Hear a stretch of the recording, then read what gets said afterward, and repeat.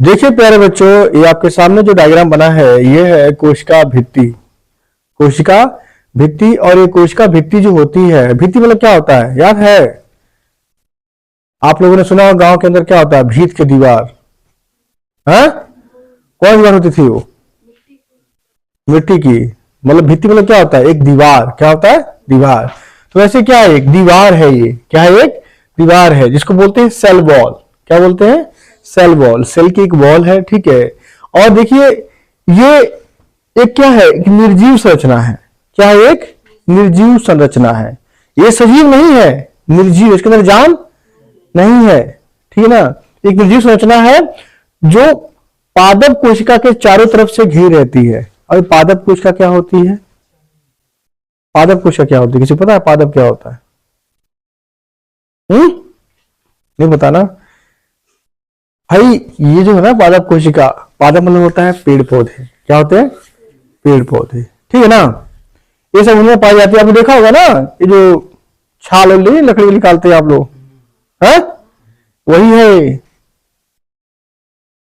हाँ, ऊपर से आता ना ये, ठीक है ना, ये वही है। फिर कह रहा है कि ये चारों ओर घेरी रहती है। इसका निर्माण जो होता है ना, कोशिका द्रव और उसके स्रावी पदार्थों द्वारा होता है। यानी इसका जो निर्माण होता है ना, कोशिका द्रव से होता है और जो उसके पदार्थ उसमें से निकलते हैं उसके द्वारा होता है, ठीक ना। इसमें एक नाम बहुत महत्वपूर्ण है, गाल्जी, ठीक ना।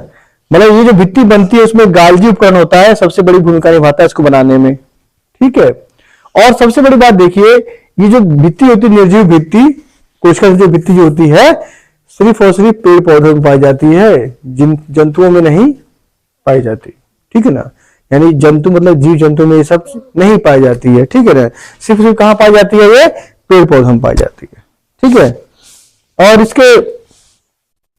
इसके जो देखिए मेन होते हैं, देखिए एक मध्य पटलिका होती है, फिर उसके बाद प्राथमिक भित्ति होती है, ठीक है। मध्य मतलब क्या होती है? बीच वाली। कौन सी? बीच वाली, इधर की बीच वाली। फिर होती है प्राथमिक भित्ति होती है, मतलब पहले वाली भित्ति होती है। फिर होता है द्वितीय भित्ति, फिर से बोलते हैं सेकेंडरी भित्ति, जो बीच के अंदर आती है, ठीक है ना। और उसके ऊपर क्या आता है? जीव द्रव कला। सबसे ऊपर क्या आता है? जीव द्रव कला होता है, समझा? ठीक है। तो ये थी कोशिका भित्ति।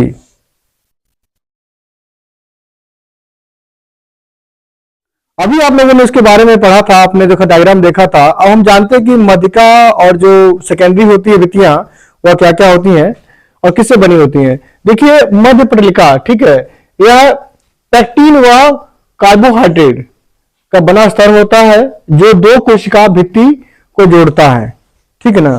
किसका बना होता है? याद रखिएगा, पैक्टिन व कार्बोहाइड्रेट। और क्या करता है? दो भित्तियों को आपस में क्या करता है? जोड़ता है, ठीक है। आगे बात करते हैं हम लोग प्राथमिक कोशिका भित्ति। प्राथमिक कोशिका भित्ति मध्य पटलिका के दोनों ओर सेलुलोज की बनी पतली, किसकी होती है? सेलुलोज की होती है। और क्या होती है? पतली वह लचकदार। क्या होता है? लचकदार परत प्राथमिक कोशिका भित्ति की होती है। आपने देखा होगा कई बार जो पेड़ के छिलके अपन निकालते हैं, ठीक है ना, वो क्या होती है? देखो पतली पतली होती है, और उसको ऐसे करते हिलता नहीं हिलता है? हिलता है ना, ये वही है, समझ आया ना। पतली सी है और क्या है? लचकदार है, ठीक है। आगे हम बात करते हैं जो दूसरी ये कोशिका भित्ति है, कहते हैं यह जो सेलुलोज हुआ, ये क्या लिखा हुआ देख रहे हैं? लिग्नन। क्या है? लिग्नन की बनी अपेक्षाकृत मोटी तथा प्राथमिक भित्ति की भीतरी सतह पर स्थित होती है, ठीक है। ये जो ध्यान सुनेगा, देखिए जरा टेक्निकल मत जाइएगा, सिंपल सी बात बता रहा हूं मैं आपको। ये क्या होती है? ये क्या होती है? थोड़ी मोटी होती है। क्या होती है? मोटी होती है, ठीक है ना। और ये जो होती है ना प्राथमिक जो भित्ति है, जो हमने पढ़ा प्राथमिक भित्ति की, ठीक है ना, इसकी भीतरी सतह होती है। क्या होती है? यानी कहने वाला क्या, ये भीतरी सतह पर स्थित होती है, ठीक है। और ये क्या होती है? उससे ऊपर होती है, समझा? समझा ना? है। अब जान लीजिए इसके कार्य क्या होते हैं। इसके कार्य क्या होते हैं? आपने देखा होगा कि जब कोई पेड़ देखा होगा, उसमें क्या होता है, जब उसके जो ऊपर जो मिट्टी बनी, छाली बनी होती है, उन छोटे छोटे क्या होते हैं? छेद होते हैं। क्या होते हैं? हाँ हाँ, देखा आप लोगों ने ना। तो वो छेद क्या करते हैं? वो क्या करते हैं? दूसरे को आपस में क्या करते हैं? जकड़ के क्या होता है, उसकी संरचना को क्या करते हैं? मजबूत बनाते हैं, समझा? हाँ? और कोशिका भित्ति क्या करती है, जो परिवहन का भी काम करती है। क्या करती है? जो खाद्य पदार्थ होते हैं ना, उनके परिवहन का भी ये कार्य करती है। ठीक है, परिवहन में क्या होता है? आना ले जाना, आना और ले जाना। तो ये थी कोशिका भित्ति के बारे में कुछ जानकारी जो आपके एग्जाम के नजर से बहुत ज्यादा महत्वपूर्ण है। ठीक है, और साइंस का जो विषय आप लोग पढ़ रहे हैं वैसे पढ़ा करिए। ठीक है, आप लोग पढ़ते नहीं, गलती कर रहे हैं, सिर्फ रीजनिंग पढ़ रहे हैं, मैथ पढ़ रहे हैं दबा दबा के, बाकी साइंस को आप लोग टाटा बाय बाय कह चुके हैं। ऐसा मत करिए। ठीक है, जरूरी है क्या, इसको भी पढ़िए। ठीक है, खासकर जिसका रीजनिंग और मैथ वीक है तो उसको जरूर पढ़े, इसको पढ़े और सामाजिक विज्ञान को पढ़े।